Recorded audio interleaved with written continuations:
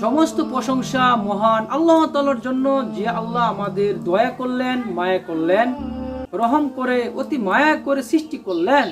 আমরা ওই রবেরই প্রশংসা করব। সুবহানাল্লাহ। জিহাদের ময়দান হলো বাজার। ওই বাজারের বিক্রেতা হলেন মুমিনগণ। তাদের জানমাল বিক্রি করে এবং ক্রয় করে নেন মহান আল্লাহ, বিনিময়ে তাদের জান্নাত।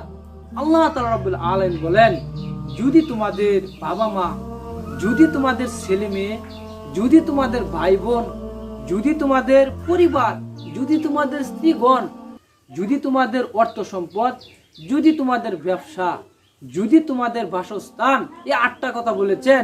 যদি তোমাদের বাসস্থান আহাব্বা ইলাইকুম মিনাল্লাহ, যদি আল্লাহর চেয়ে বেশি প্রিয় হয়, ও রাসূলিহি, যদি রাসূলের চেয়ে বেশি প্রিয় হয়, ও জিহাদিন ফিসাবিলি, যদি জিহাদের ময়দানের চেয়ে বেশি প্রিয় হয়, আল্লাহ বলেন গজবের অপেক্ষা করো, গজবের অপেক্ষা করো।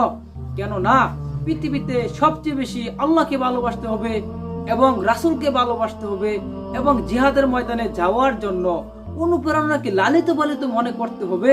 তবেই সে প্রকৃত মুমিন। আল্লাহ তাআলা রাব্বুল আলামিন কোরআনে ঘোষণা করেছেন, নিঃসন্দেহে যে তার রবকে বেশি ভালোবাসবে, তার রাসূলকে বেশি ভালোবাসবে এবং জিহাদের ময়দানে যাওয়ার জন্য অনুপ্রেরণাকে লালিত পালিত করবে, নিঃসন্দেহে সে সত্যবাদী। সুবহানাল্লাহ। ওহে ভাই, চিন্তা করে দেখেন, আপনি পৃথিবীর সবচেয়ে বেশি এই 3 জিনিসের উপর ভালোবাসা বেশি রাখতে হবে। কেন না এই ভালোবাসার মাধ্যমেই আপনি জান্নাত পাবেন। আল্লাহ রাব্বুল আলামিন কোরআনে ঘোষণা করে দিয়েছেন।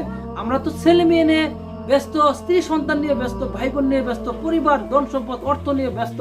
ওহে ভাই, এগুলা আল্লাহ রাব্বুল আলামিন কোরআনে ঘোষণা করেছেন, এগুলা নিয়ে ব্যস্ত যদি আপনি থাকেন, নিঃসন্দেহে আপনি গজবের অপেক্ষা করেন, গজবের অপেক্ষা করেন। কেননা আল্লাহর কথা মিথ্যা হতে পারে না, কোরআনের কথা মিথ্যা হতে পারে না। কেননা এটাই সত্য, এটাই চিরন্তন সত্য। এই আল্লাহ রাসূলকে ভালোবাসতে হবে, আল্লাহকে ভালোবাসতে হবে এবং জিহাদের ময়দানে যাওয়ার জন্য অনুপ্রেরণাকে লালিত পালিত করতে হবে। তবেই সে খাঁটি মুসলিম, তবেই সে সত্যবাদী। ওহে ভাই, এই 8টি কথা কোরআনে বলা হয়েছে। যদি মা বাবা, যদি ছেলে সন্তান, যদি স্ত্রী, যদি